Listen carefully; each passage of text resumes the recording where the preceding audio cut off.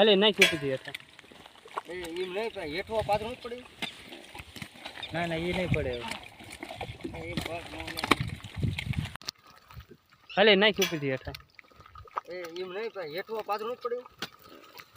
ના ના એ નહીં પડે એ પાક આ ખોલ નાખ્યો